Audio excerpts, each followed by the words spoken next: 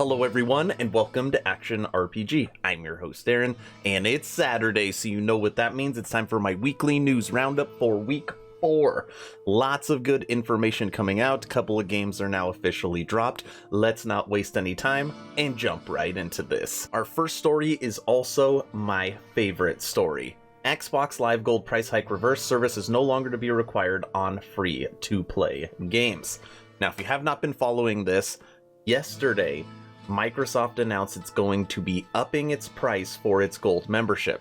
Now, normally when you think of a price increase, I actually normally think a streaming service. It's no longer $10, it's $11, it's $12. It's very incremental. They were going to be doubling. Microsoft announced a doubling in price for their annual Gold membership.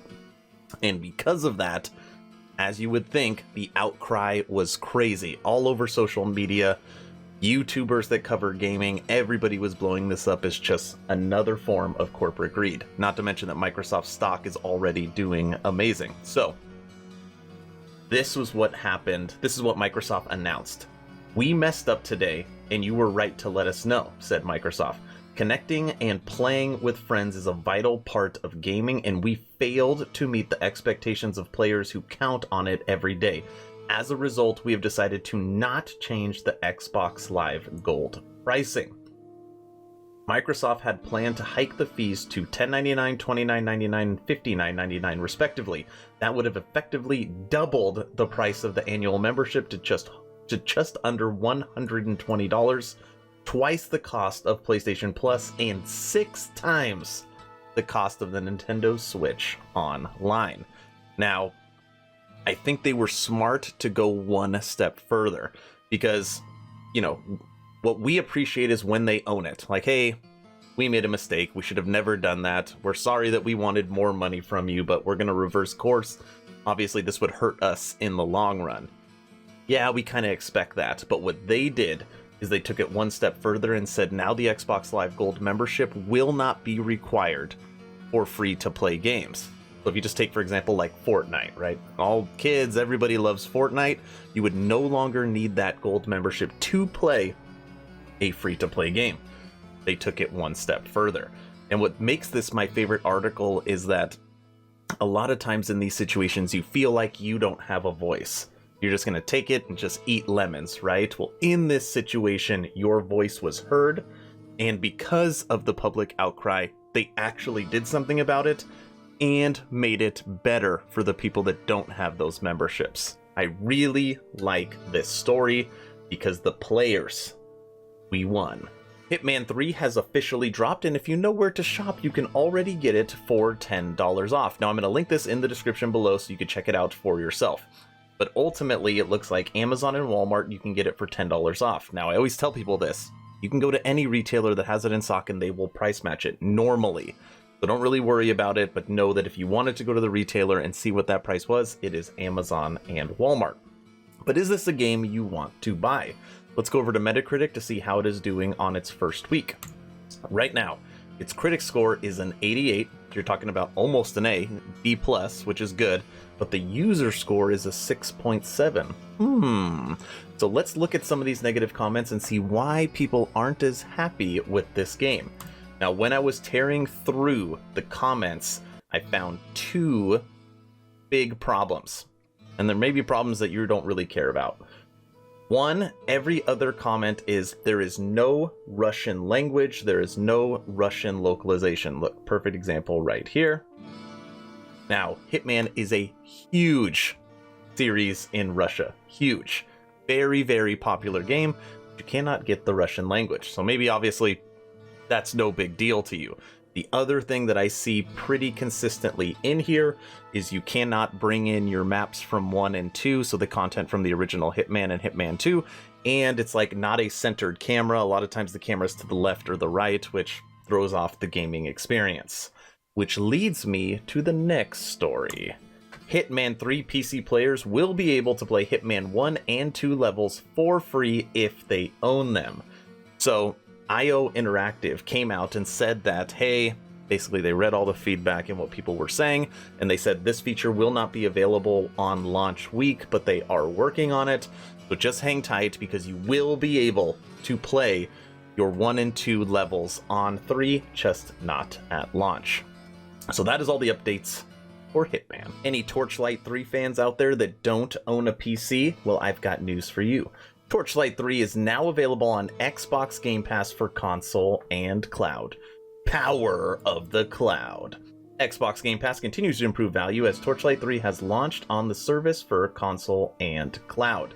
Now, this game gets ragged on all the time, kind of like how Diablo 3 got ragged on because it was not as good as D2.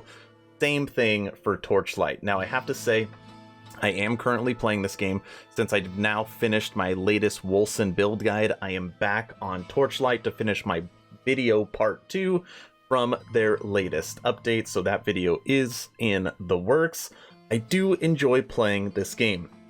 No, it is not as good as Torchlight 2, but that does not mean that it is overall a bad game, so watch out for that second part 2 coming. It is in the works. Earlier this week, Capcom gave us the Resident Evil Showcase, which broke down everything in development that Capcom is working on for Resident Evil. And I actually made a video earlier in the week showing off the 4K gameplay and the 4K trailer.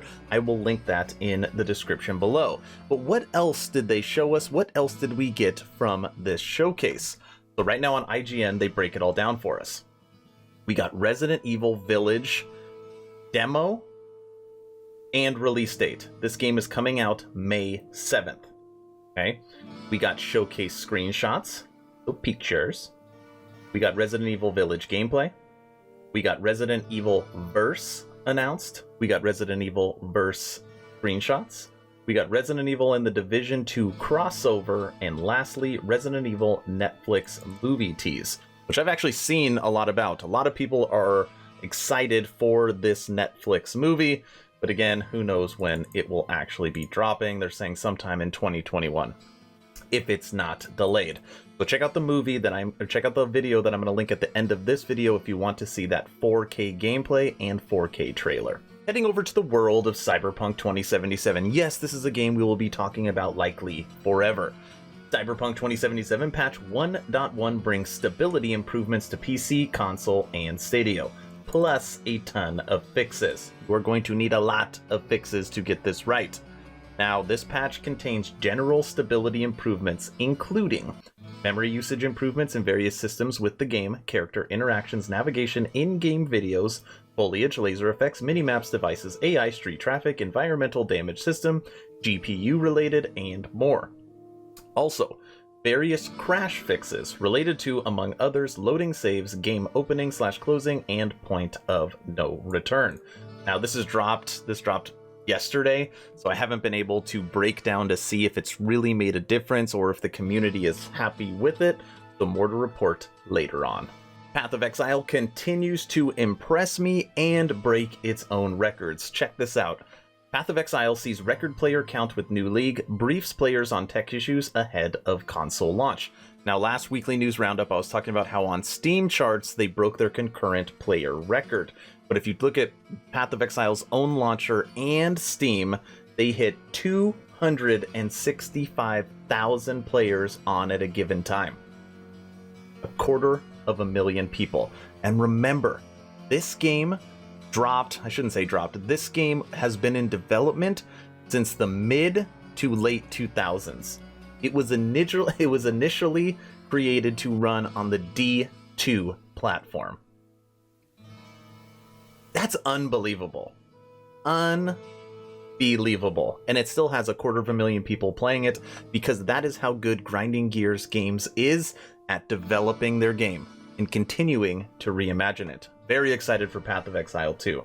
That being said, even though this was the largest expansion they have ever dropped for the game, it did have a lot of bugs and server crashes and problems with it, which has kind of been something that happens a lot with Path of Exile when they drop a new league.